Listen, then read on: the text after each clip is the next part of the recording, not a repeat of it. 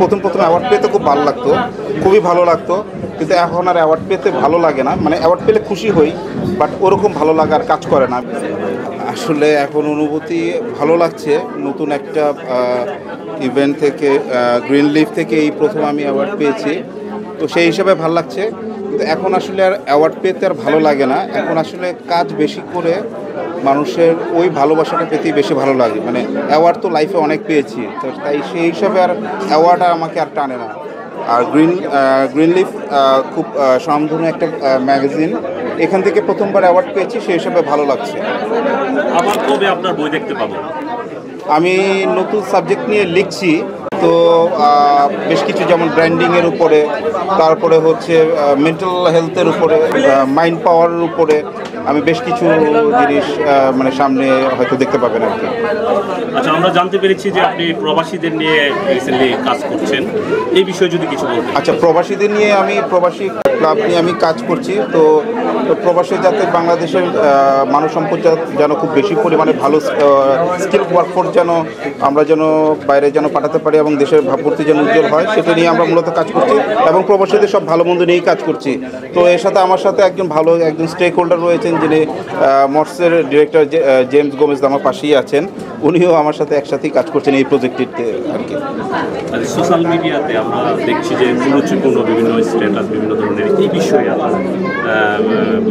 যারা রয়েছে নতুন প্রজন্মকে আপনি কী বার্তা দেবেন? কুরুচিপূর্ণ আসলে পোশাক আশাক নিয়ে আমার বক্তব্য হচ্ছে যে কোয়ালিটি ছাড়া, মানে শুধু বাহ্যিক জিনিস দেখিয়ে মানুষকে বাহ্যিক অঙ্গভঙ্গি করে মার্কেটে বেশি দিন টিকে থাকা যায় না।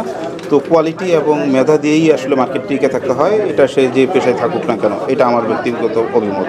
সামনে কবে আবার আপনার শর্ট ফিল্ম দেখতে পাবো বা ডকুমেন্টারি? আমি তো মূলত তো আসলে একজন ব্যাংকার, তো ব্যাংকের কাজ নিয়ে আপাতত খুব বিজি আছি। যখন ব্যাংকের কাজ একটু কমে আসবে, ডেফিনেটলি আমি কিছু মিউজিক ভিডিও, তারপরে শর্ট ফিল্ম এবং ডকুমেন্টারিগুলো নিয়ে আবারও আসবো। তবে ডকুমেন্টারিগুলো তৈরি হচ্ছে, যেগুলো আপনারা খুব তাড়াতাড়ি দেখতে পাবেন। মিউজিক ভিডিও আপাতত খুব সহসায় দেখতে পাবেন না, তবে কাজ চলছে, খুব তাড়াতাড়ি আসলে রিলিজ দেওয়ার চেষ্টা করব। আপনার এই যে আমরা দেখেছি গত কিছুদিন আগে বাইপাই অ্যাওয়ার্ড পেয়েছেন, এর আগে নিরোর অ্যাওয়ার্ড পেয়েছেন, এই যে অ্যাওয়ার্ডগুলো আপনি কাকে ডেডিকেট করেন বেসিক্যালি?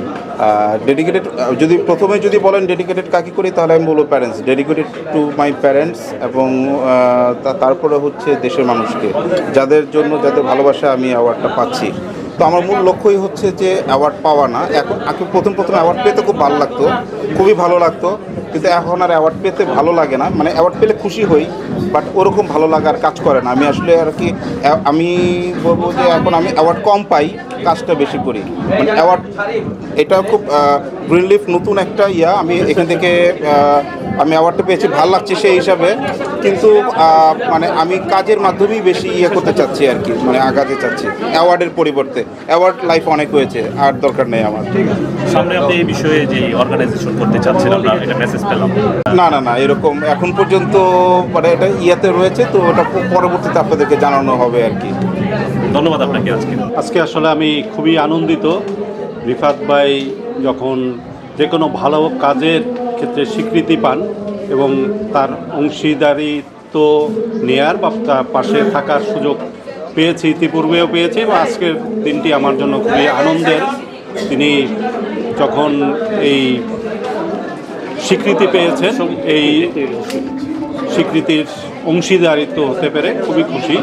এবং আমরা মর্স যেহেতু একটি কারিগরি শিক্ষার ক্ষেত্রে সুদীর্ঘ 52 বছর ধরে কাজ করছে, এবং প্রতিনিয়ত আমার কাছে মনে হয়েছে রিফাত ভাই কারিগরি শিক্ষার ব্যাপারে অনেক আগ্রহী। তিনি অন্যান্য ক্ষেত্রে আছেন, কিন্তু কারিগরি শিক্ষার ক্ষেত্রে খুবই আগ্রহ তার রয়েছে। এবং নূতন যে চিন্তাগুলো এসছে ওনার মধ্যে, যে প্রবাসী যারা আছে, প্রবাসীদের কষ্ট, প্রবাসীদেরকে কিভাবে আরও দক্ষতা বৃদ্ধি করা যায় ভাষার ক্ষেত্রে, তাদের পারিবারিক যত্নের ক্ষেত্রে, অর্থনৈতিকভাবে তারা যাতে কোনো ব্যাংক লোন পেতে পারে, এ ব্যাপারে তার একটা কনসার্ন রয়েছে।